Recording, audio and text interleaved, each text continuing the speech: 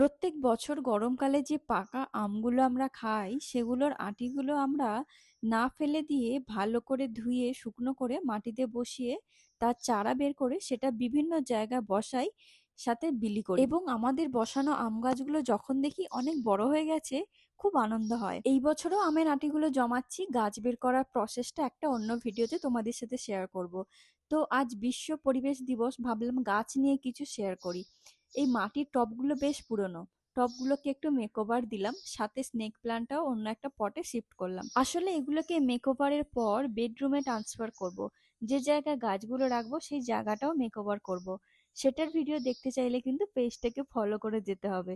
আর হ্যাঁ, এই এন্টায়ার প্রসেসটা করতে 5 দিন মতো সময় লেগেছে। একেবারে করার তো সময় হবে না, তাই রোজ একটু একটু করে করেছি। প্রথমে পুট্টি লাগানোর পর দেন শুকনো করে পরের দিনে শিরিষ কাগজ দিয়ে ঘষে তারপর কিন্তু কালার করেছি।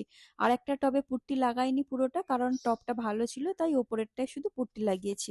তোমরা অনেকে জানতে চাইছিলে বেডরুমের ওয়ালের মেকওভারটা কিভাবে করেছি, তুলিটা কিভাবে নিয়েছি। তোমরা এই ভিডিওটা ফলো করলে কিন্তু বুঝতে পারবে তুলিটাকে আমি কিভাবে নিয়ে মিসম্যাচ করে কালার করেছি।